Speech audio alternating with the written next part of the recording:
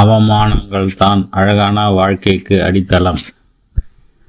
அழுது கடக்க வேண்டிய சூழ்நிலையை கூட புன்னகையுடன் கடப்பதே மனவலிமை. அவமானங்களை நினைத்து அழத் தேவையில்லை. நம் அழகான வாழ்க்கைக்கு அடித்தளமே நமக்கு ஏற்படும் அவமானங்கள் தான். யார் தூற்றினாலும் மதித்தாலும் மிதித்தாலும் தயங்கி நின்று விடாமல் முன்னேறுவதே மனவலிமை. எல்லா பயணங்களுக்கும் நாம் நினைத்த இடத்திற்கு கொண்டு போய் சேர்ப்பதில்லை. வழி தவறி போகும் சில பயணங்கள் தான் நம் வாழ்க்கைக்கு மன வலிமையை கற்றுத்தரும். நிரந்தரமற்ற உலகில் காயங்களுக்கு நியாயங்களை தேடாமல் கடந்து போக கற்றுக்கொள்ள வேண்டும்.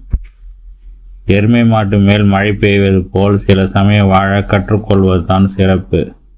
பிறர் சொல்வதை நம் காது கொடுத்து கேட்பது நமக்கு தலைவலியை தான் பரிசாக கொடுக்கும். அவமானம் என்பது மரியாதை எதிர்பார்த்த போது நம்முடைய ஏதேனும் ஒரு இயலாமை 4 பேர் முன்பு யாராவது சுட்டி காட்டும் போது உண்டாகும் உணர்வு.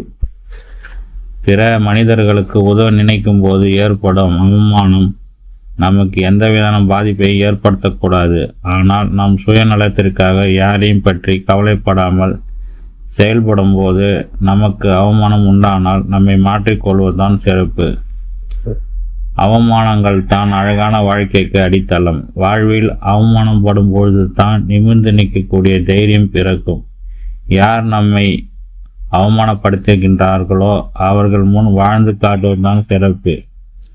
வாழ்க்கையில் பட்ட அவமானங்களை வெற்றி படிகளாக மாற்றிக்கொள்வது நம் கையில் தான் உள்ளது. பெரும்பாலும் உறவுகள் நட்புகள் மூலமாகத்தான் அவமானங்கள் ஏற்படுகின்றன.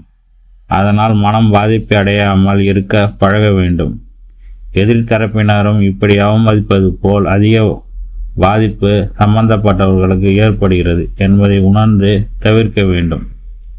சிலர் மேன்மையான மனம் படைத்தவர்களாக இருப்பார்கள். அவர்களால் அவமானத்தை எதிர்கொள்ளும் திறன் அவ்வளவாக இருக்காது. இதற்கு அவர் வளர்க்கப்பட்ட விதம் ஒரு காரணமாக இருக்கலாம். அப்படியேப்பட்டவர்கள் எதனால் இந்த அவமானம் என்பதை யோசித்து அதனை தவிர்க்க முயல வேண்டும்.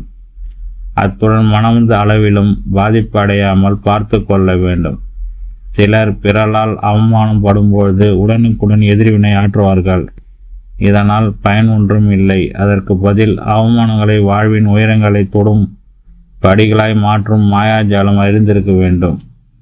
பெரும்பாலான அவமானங்களை புறக்கணித்தாலே சரியாகிவிடும். இன்னும் சில அவமானங்களோடு நம்மை நாமே மிக நினைத்து கொண்டு இருக்கையில் அது உண்மையில் என்று நிரூபிக்கப்படும் பொழுது ஏற்படக்கூடியவை.